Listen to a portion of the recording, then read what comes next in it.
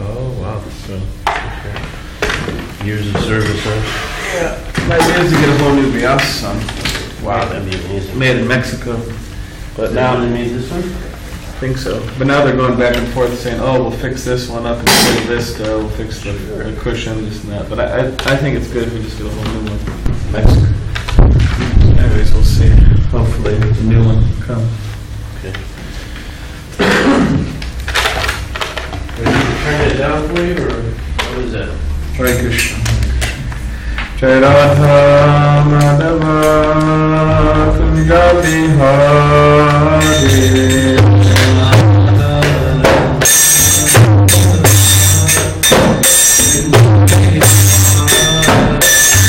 Jai Radha Madhava Kunja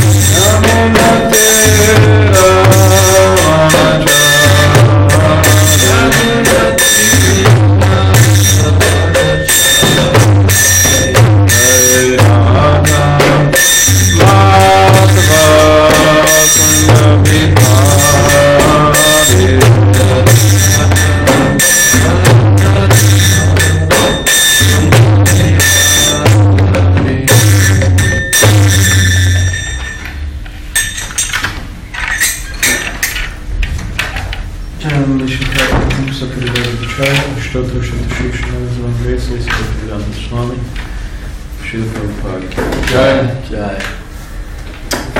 Srimadbhagavatam. Jai. All glories to the Son of devotees. Hare Krishna. All glories to the Son of devotees. Hare Krishna. All glories to the Son of devotees. Hare Krishna. All glories to Shri Guru and Shri Guru.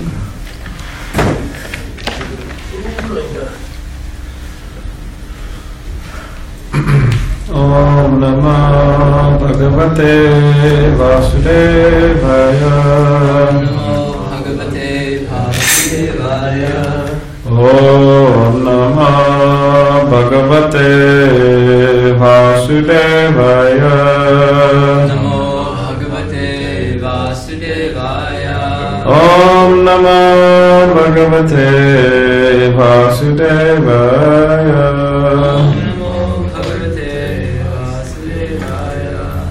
Srimadbhagavatam, Canto 3, till status quo, Chapter 32, Entanglement and Fruit of Activities, Text 4.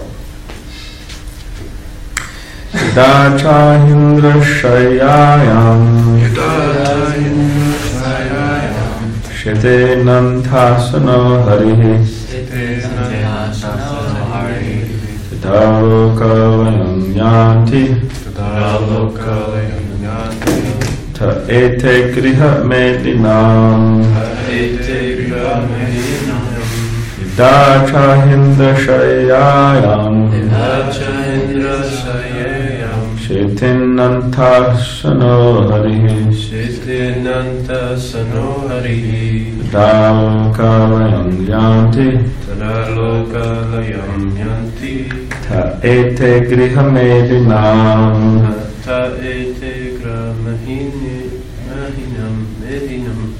Yada Indra Shayayam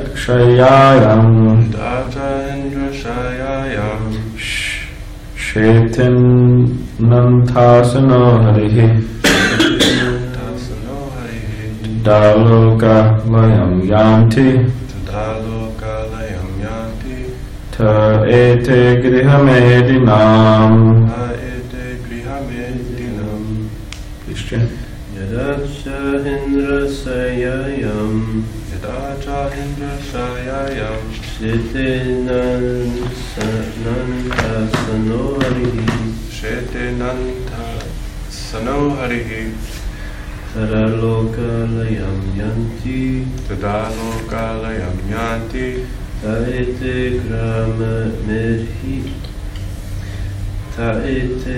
Grihamedinam Taete Grihamedinam Yadacha Indri Sahyayam Yadacha Indra Sayayam Shetinantasano Harihi Shetenanta Sanoharihi Tadalokalayam Yanti Tadalokalayam Yanti Taete Grihamedinam Taete Grihamedinam Yadacha Indra Sayayam Yadacha Indra Sayayam Shetenanta Sanoharihi Shetinantasano Harihi Tadalokalayam Yanti Tadalokalayam Yanti Taete Grihamedinam Taete Grihamedinam. Would you like to chant? I'll try. Yada Kahindra Sayayam Yadacha Indra Sayayam Shetinantasano Harihi Shetenantasano Harihi Tadalokalayam Yanti Yanti Taete Grihamedinam Taete Grihamedinam Yada. When? Cha and Ahi Indra of the king of snakes. King of snakes Shayayam on the bed. Shete lies. Ananta Asanaha. He whose seat is Ananta Shesh. Harihi, Lord Hari. Tada, them. Lokaha, the planets. Layam, unto dissolution. Yanti, go. Te ete, those vary. Grihamedinam, of the materialistic householders.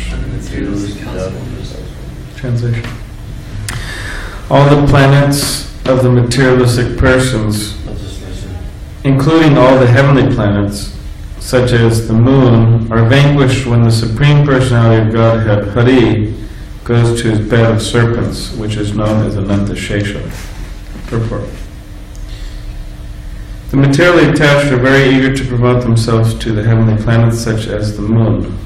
There are many heavenly planets to which they aspire just to achieve more and more material happiness by gaining a long duration of life and the paraphernalia for sense enjoyment.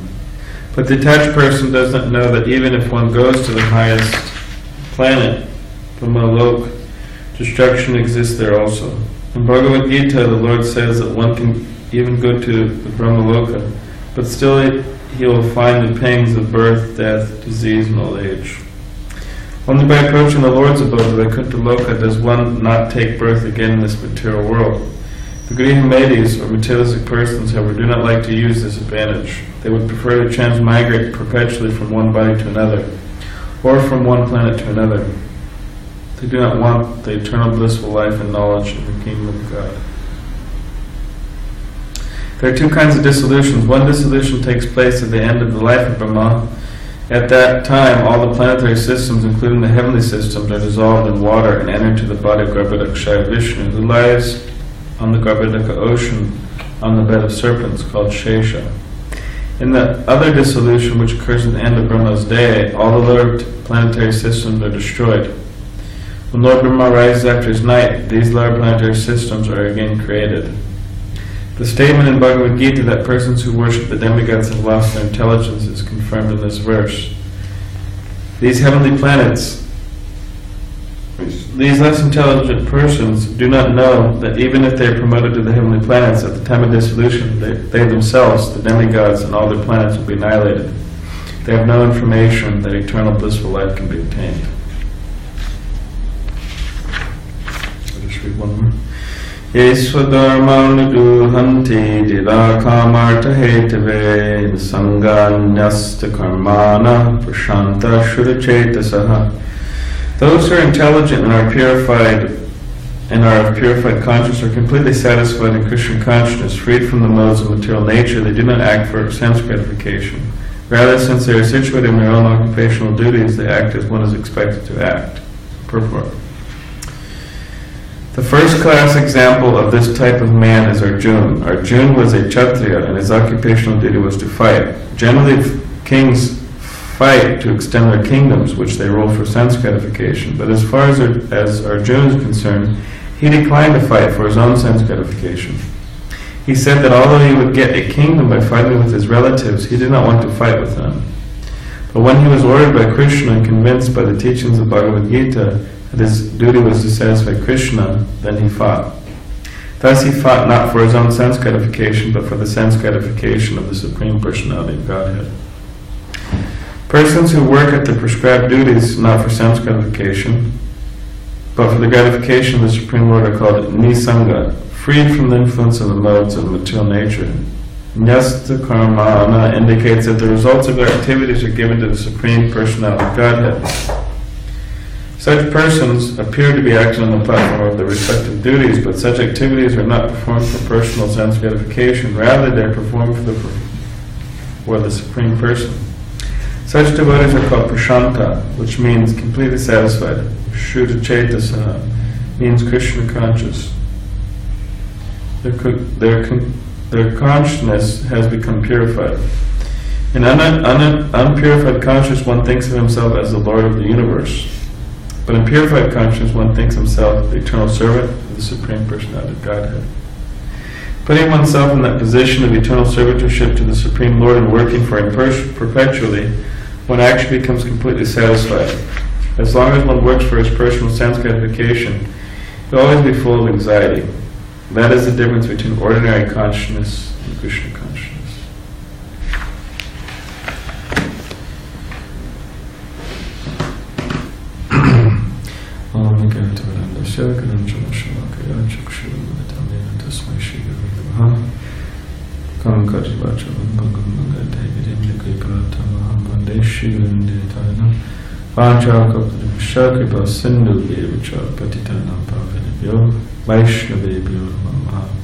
Jai Shri Krishna Chaitanya Prabhu Nityananda Shri Advaita Gadadhar Srivasadi Gaura Bhaktivinoda Hare Krishna Krishna Krishna Hare Hare Hare Rama Rama Rama Hare Hare.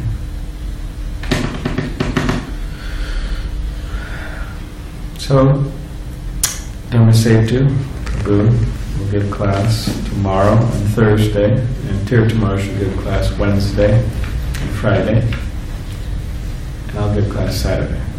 So, Alright. I'm not giving class 6 days in a row. Yeah. I did that last week. Wow. Yeah, it's quite a lot. I have a question. Yes, That building right over there, is that where you guys all sleep, or do you sleep upstairs? we usually sleep upstairs. Okay, just wondering. Yeah.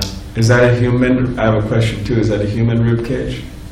Yeah, it's supposed to be, yeah. Like, the jacket I wore last night was made with polyester, and it doesn't breathe very well, you know, but this does. So Okay. I wore this. Okay, that's nice. Glows in the dark. Oh, really? Yeah, some of it, the white part glows in the dark. Wow, that's quite a jacket. Thank you.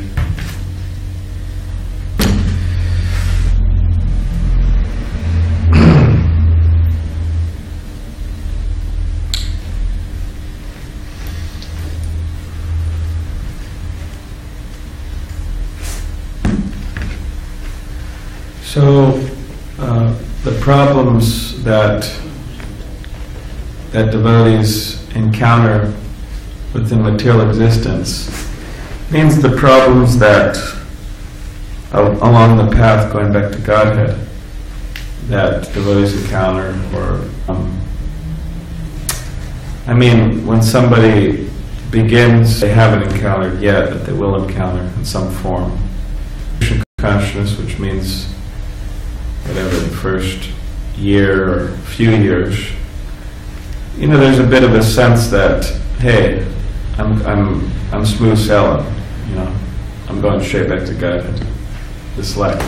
In other words, there's not a sense that, there may be some difficulties, and they're not really experiencing the difficulties because they're so absorbed in the beginning of Krishna consciousness and the beauty of it.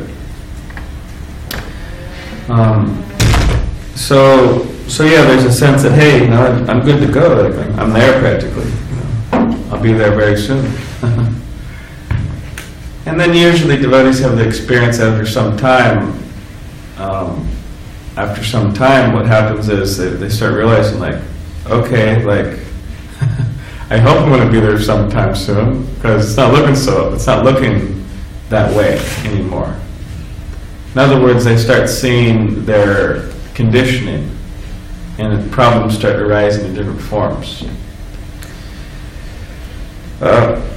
And then that could be, you could say, a reason for discouragement, a reason for depression, a reason for moroseness. And many devotees do get like that, and they even start slacking off, and even give up their practice in some cases.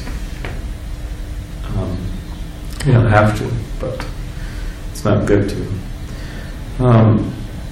So the problems that we encounter, that we've encountered so far, or the future problems that we will encounter, they're likely to be problems that we've actually been dealing with for lifetimes.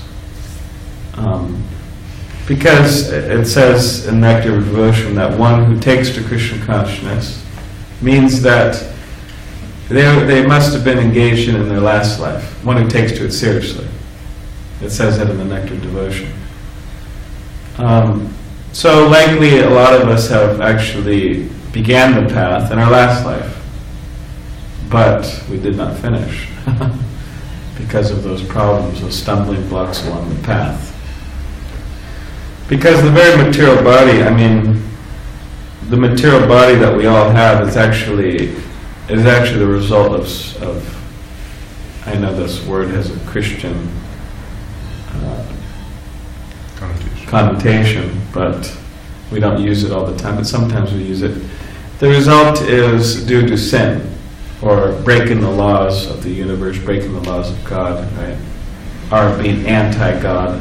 That's the result is this material body. So you could say it's like a symbol of sin. So yeah, the problems that we didn't conquer in our last life, in our Krishna consciousness, those carry over to this life. And those problems from the last life that we didn't manage to conquer over, they have to be conquered over in this life. And then someone may say, hey, well, that's not quite clear. What are those problems? Well, okay. Well, if one chants Hare Krishna sincerely, seriously, those problems will become very clear. Become clear as day. What are the issues I have to deal with to go back to Godhead? So an honest person or a sincere person will see those. They'll say, oh, I got this problem, I got that problem, I got this problem. And they will note that down within their consciousness. They'll note that down on a notebook. They'll note that down on their electronic device, right? People use. And what they'll do is they'll take measures to conquer over those problems. And that's called being progressive in Krishna consciousness. So, and then once they start to try to work on these problems, then they're making progress and they're getting closer to the spiritual world. they're getting closer to Krishna consciousness. But if those problems aren't detected and worked on, then they're not getting.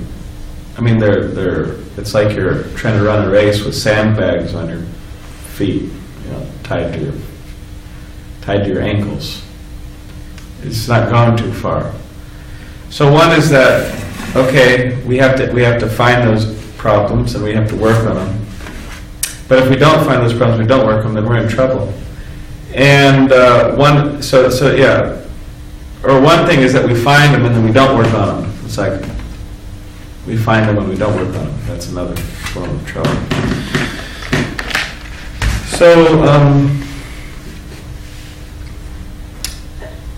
So Krishna consciousness, it's a lifelong journey, and in some cases many lives. As I was just mentioning, I mean, we clearly didn't finish up our business. So obviously it was, you could say on one angle of vision, it's been some lifetimes. But Srila Prabhupada would always encourage us. He said we should try to finish up, or we should finish up in this lifetime. Well, why prolong? Why wait?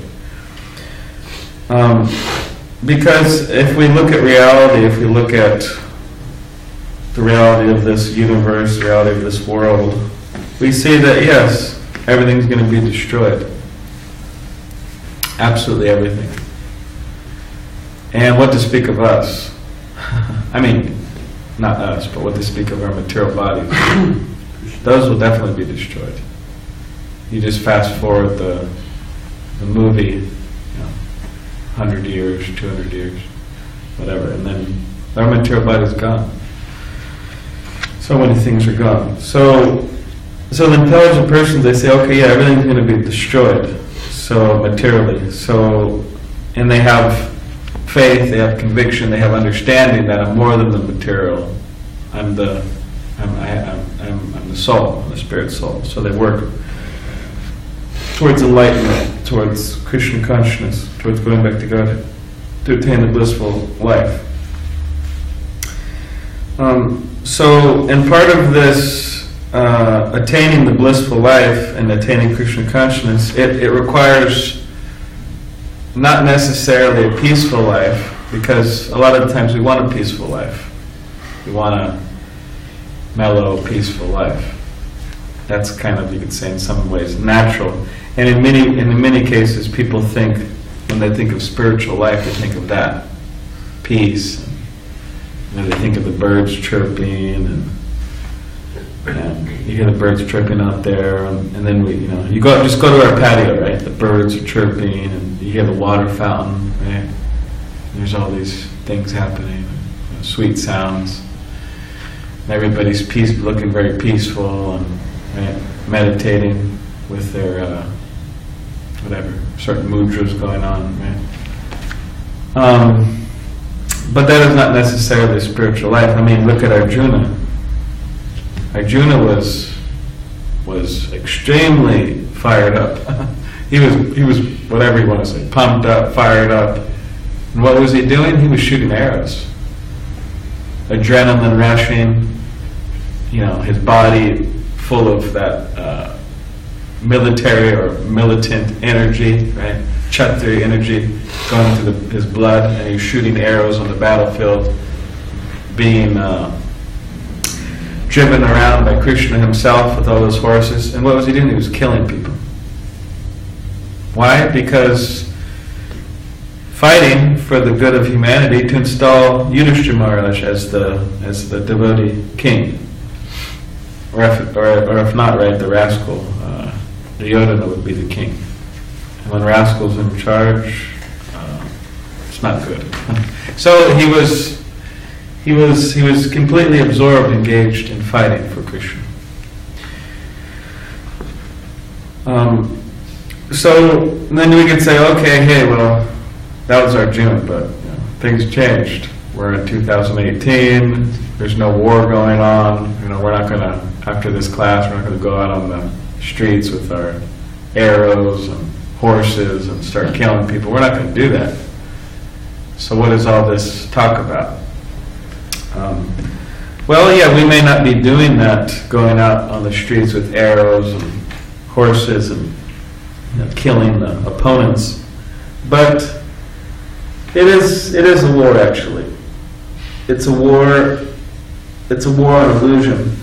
So it's a war on illusion that we are engaging in. And the Prabhu would use that all the time. He would say, "Oh, part of Lord Chaitanya Mahaprabhu's army." He would say that army, and he would say, whether someone's going out or not going out, they can't avoid the fight. That's unavoidable. So, it's a declare. We're fighting for the good of Krishna consciousness. We're fighting illusion by preaching Krishna consciousness in different ways, and we're also fighting illusion within ourselves. And that's what Prabhupada said. He said in the Bhagavad Gita, Prabhupada said, to take to Krishna consciousness is like to declare war on the illusory energy. So who's stronger, the illusory energy or the conditioned soul? The illusory energy is stronger. So you could say, we don't depend on our strength, we depend on the strength of Krishna. We depend on the strength of Krishna. But again, it's not that we always take shelter of Krishna, right? Sometimes we take shelter of Maya, sometimes we take shelter of illusion. We give up the shelter of Krishna. So Krishna, he's not going to force us some way to take shelter of himself and give up illusion, but he's encouraging us heavily to do that, to just give it up, give it up, give it up. But again, we have to do the work also. We have to fight. In other words, we have to fight, and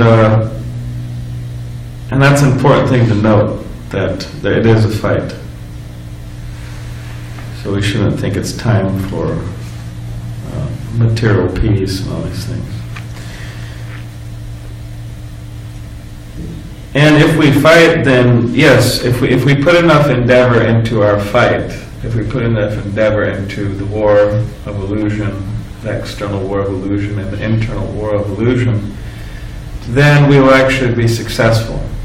We will actually be successful, ultimately. It may not be looking like that. It's like, man, I'm not looking very successful. I'm looking very wounded, right? Years of war,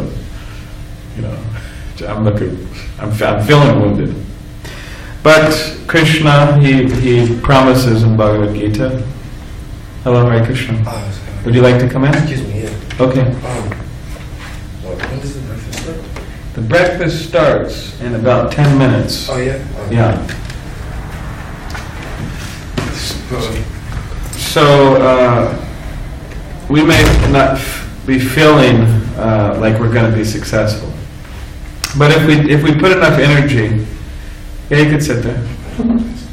If we put enough energy into our fight, into our battle, our personal battle, then ultimately we will be victorious in some way or another.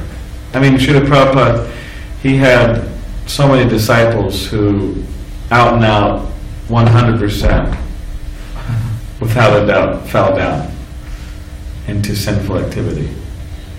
There was one devotee, he was many sannyasis unfortunately left, but he was a young sannyasi, one of Prabhupada's early men, and he did a lot of service. He was like super enthusiastic and led great kirtans.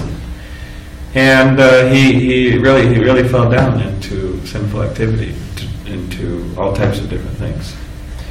And he actually came down with AIDS.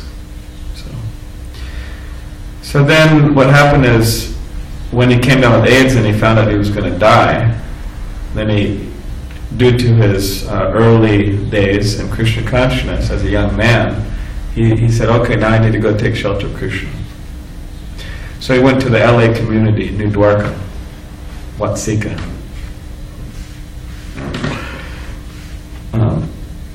and Watsika Avenue. And he went there, and devotees, yeah, they welcomed him. They welcomed him, and he was on his deathbed. So they set him up nicely, and they're having kirtan, all the time having kirtan for him.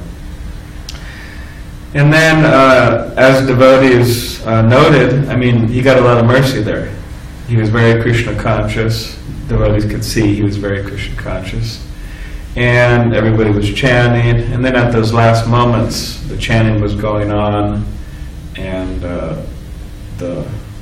they put the tulsi leaves, and the chadar, and they, tulsi necklace, and the chanting was going on. He was very Krishna conscious.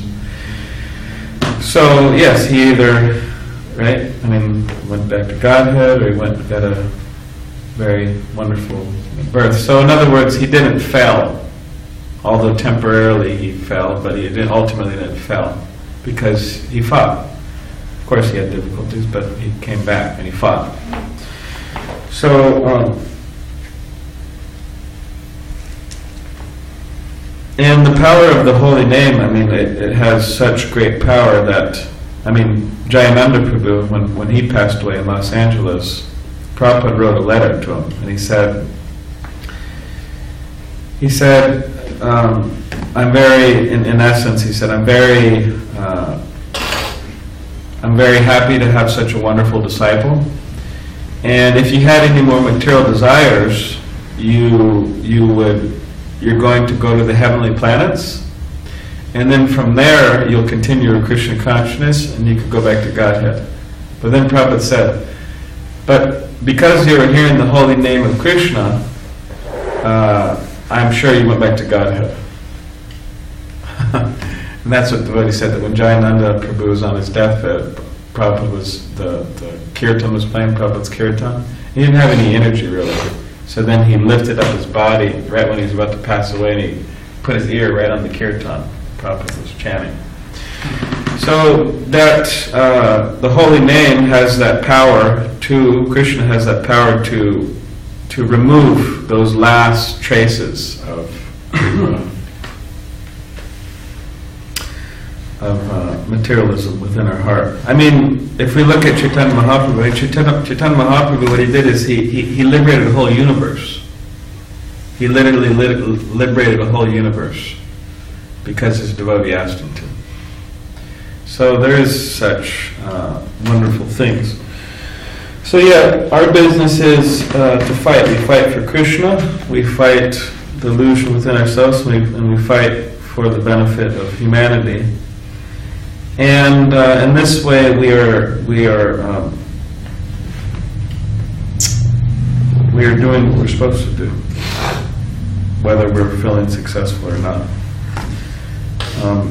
And that's a platform of it's called serving Krishna. It's called serving the spiritual master. And then gradually, the hope, the promise, the idea is to become freed from the influence of the modes of material nature.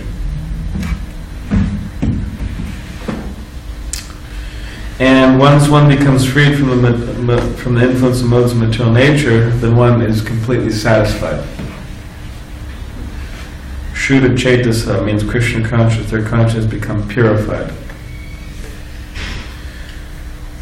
In an unpurified consciousness, one thinks himself as the Lord of the universe. So, people think, oh, okay, what does that mean, Lord of the universe? Is anyone really walking around thinking they're Lord of the universe? Well, they may not be thinking that consciously. Hey, I'm the Lord of the universe. Hey, I'm Jagannath.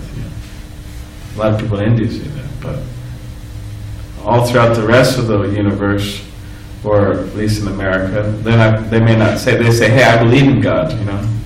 I worship God. I go to church. I go to the temple. I'm not trying to be the Supreme Lord. Well, by their activities, or you could say by their demeanor, by their activities, by their very lifestyle, everything's meant for them and their enjoyment. People are meant for their enjoyment. Places are meant for their enjoyment. Everything's for their enjoyment. Although God's in the background, maybe, at best. But they're kind of like the, what is it, umbro, what is that you say in Hispanic? Number one? numero uno. They're the number one. So that's what it means, the Lord of the universe.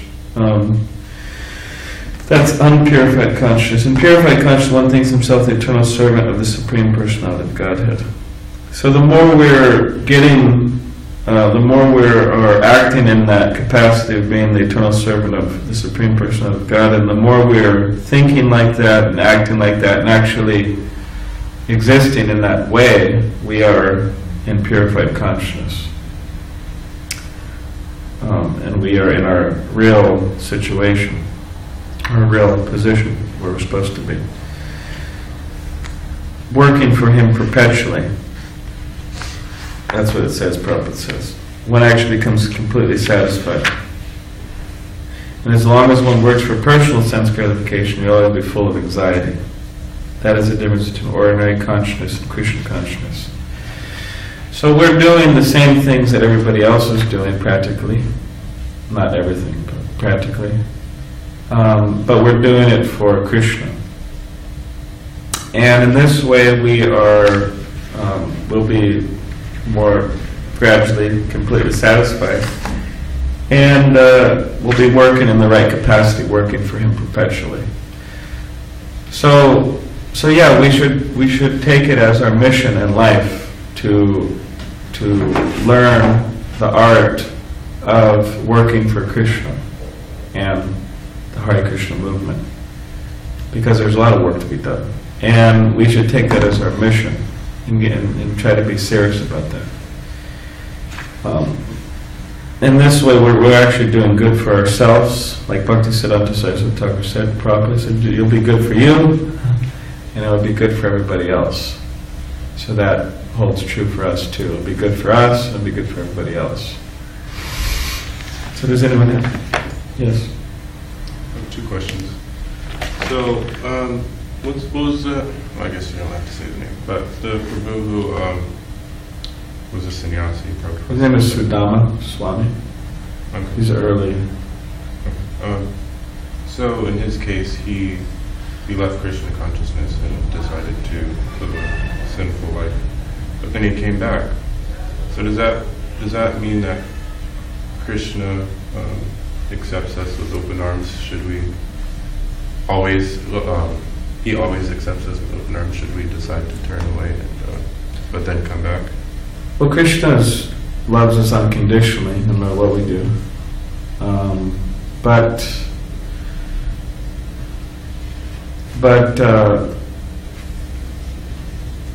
I mean, we shouldn't there's the case of himself. There's so many cases of Jama, this devotee, that devotee. So Krishna knows you can't cheat Krishna.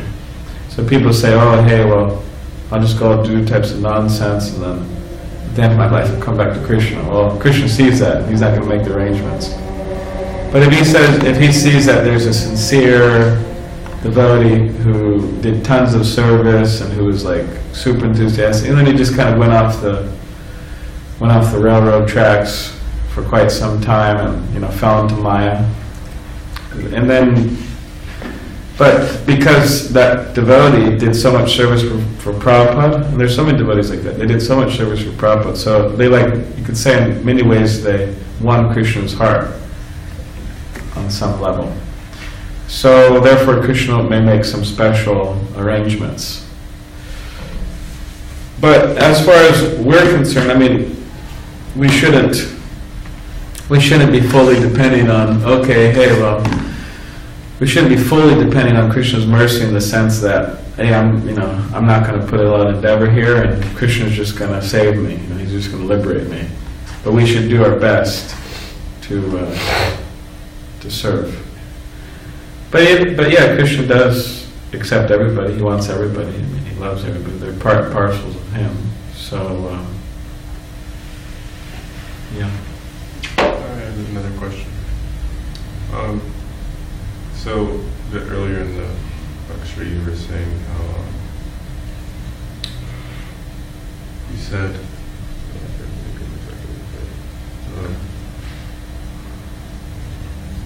What was that in relation to?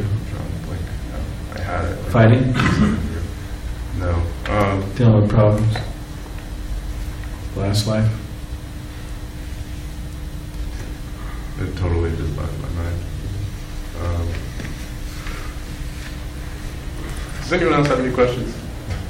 So I have can, a like, question, keep it going back. might not be related, but what you're talking about now, but it's back to God that we were originally in heaven with Krishna, right? Yes. And then either we got jealous or we wanted to enjoy, so. Yeah. But were we serving Krishna when we were originally in God, or Yes. was it like Krishna creates us and then we got jealous or said, I want to be the controller? And We were serving Krishna, yes. Okay, alright. Prabhupada wrote a whole paper on it. We could share it with you. Oh, A letter. alright. I remember now. Okay. So you were saying that we should, along the process, our faults or our conditionings, they come to us, they become clear to us, so we can work through them. So what should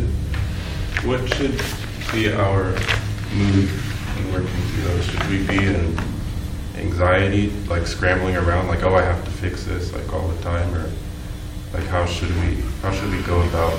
What should our attitude be when going about fixing those? How should we act? How should we think? Well, there's a verse in the 11th canto of srimadbhagavatam, and it's Krishna speaking, and he says that my devotee, paraphrasing, but he says, my devotee engaged in Krishna consciousness, though still attached to materialism, still attached to sense gratification, may still sometimes fall into that illusion. But knowing that it's illusion and knowing that it's not good for him, he tries to give it up, though sometimes not. But what Krishna says, he says that, but he should not be depressed and not be morose, but he should be happy and continue serving me. And with that consciousness, eventually things will be solved. So it's not that we have to be thinking about our problems all the time, but we should just serve Krishna, be happy, and then things will naturally work out. So.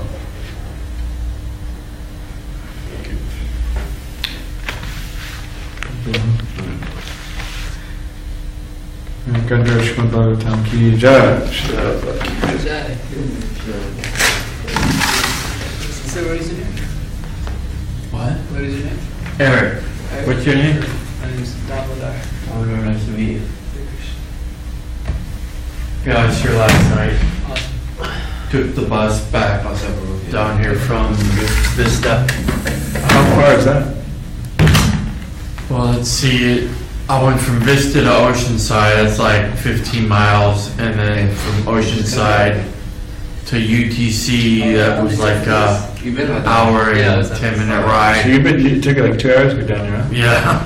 Where's That's what I wanted to ask you, if maybe this Sunday, if I could come down on Sunday, possibly attend the feast, spend the night, go to Mangalarti, and then I could Next Sunday? yeah, Yeah. because it's just going to be a regular Sunday feast, right? It's not like one of these appearance days, right? Well, it's celebrating Krishna and spiritualism, but I'm saying like, because you guys this month you got 3 holidays. You got Jagannath last night, then you're gonna have Rath Yatra, then Nrsimhadev at the end of April, last Sunday. So yeah, and I can give you my phone number if you want. Yeah, my cell phone number. Yeah. Not the first girl, but like, the first girl. So is that the ladies' ashram over there, women's ashram in the Crystal Lounge building? No. All right. Yeah. We don't have a room. Sometimes. All right. All right. That's Some like things will Am I happen. done this right? How do I twirl them up? Each his own. sometimes that's the way of the nomadic lifestyle. Well, we're gonna have breakfast now if you like. Like, Yeah, can I have some? come and Yeah. go. Thank Yeah, you. that's the thing. Yeah. You eat it out there? Yeah. On the benches? Yeah. Okay. I was kind of thinking that too, like, man, maybe like. Just chair back. And I didn't think that until I got in here. I was like, people just come and go, you know what I mean? You gotta be used to it. Yeah. Used to it. What's the photo about? That's like meditation. Hey, Eric? Could we use your hand for something? What? We just gotta bring up some chairs upstairs. Is there a can help with that? There's a set of chairs in the lobby, Yeah. and we're just gonna take them upstairs. But do you mind helping? Yeah, I'll help you. Yeah, that's Okay, cool. doing service. That's Okay, good. cool. Waiting up to it? Oh, cool. Okay, thank you. Yeah. Where are we gonna bring some steps from? Yeah, just these ones. All of the chairs. Oh, there's only 2 phones.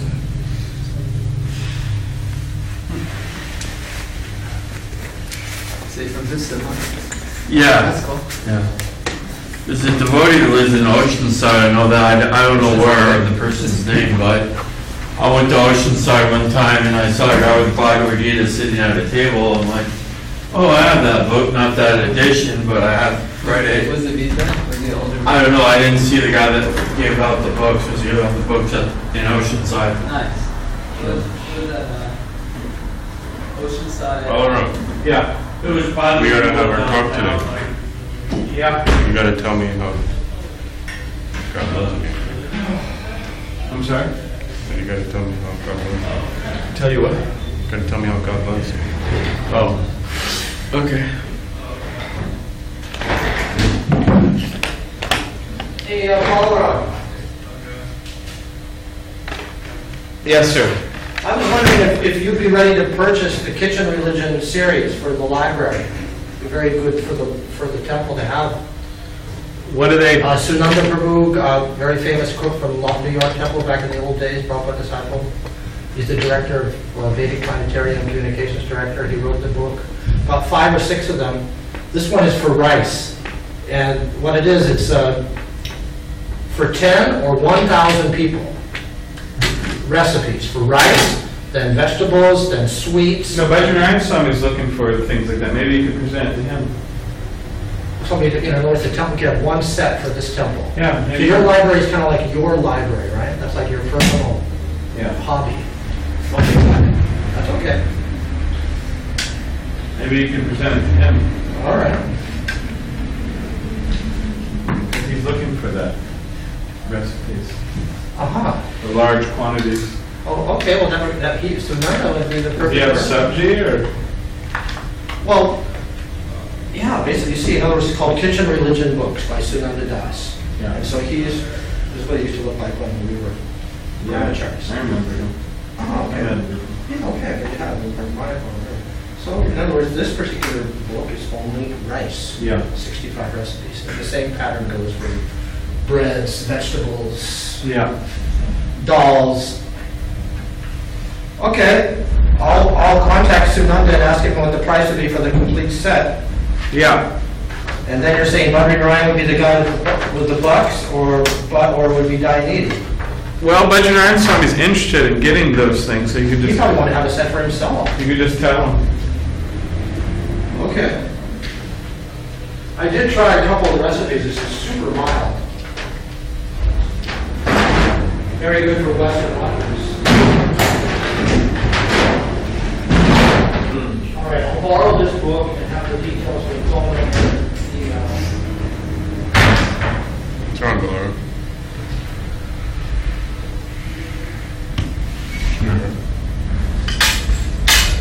Seem inspired or agitated? Maybe both.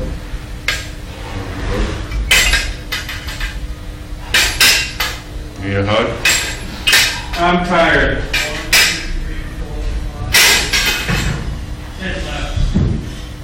I'm tired. Hare Krishna, right?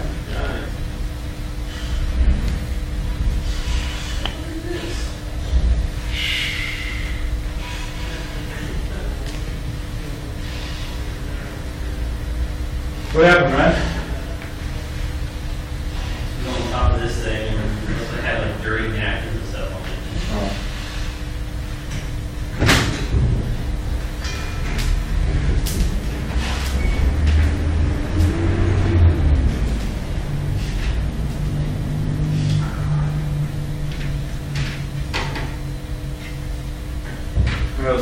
New Zealand boy made for breakfast. See what the Kiwi made for breakfast. Did you like his cold oatmeal the other day? No, I didn't actually. I thought it was pretty good. That was pretty weird. It was like odd at first. It wasn't cooked though, right? No, it was just soaked overnight. They're called overnight oats. But at first it was a little funny, but then you get used to it. I don't like it. They became good. I don't like it. It's too weird. I like cooked stuff. Cook stuff. You wouldn't consider going You wrong? don't really vegan? see it, right? Sure. There's a lot of stuff in there. Yeah, it hasn't been folded for a while. You want to open this up? Oh no, we're not going to. I just.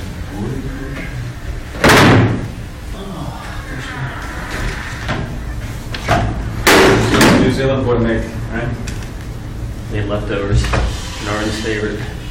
Oh, Janara likes leftovers? Well, something like that. Oh, Krishna Chaitanya.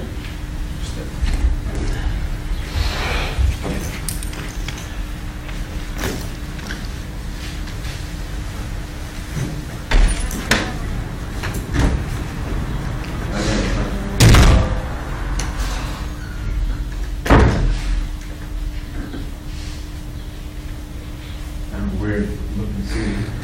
Hmm? Weird seat. Weird looking seat. Oh, the Vyasa stuff? Yeah. Doesn't really match with anything in the temple. Looks like a grandma's couch or something. Yeah. Yeah, we're gonna have breakfast soon. They're gonna we eat out here? Yeah.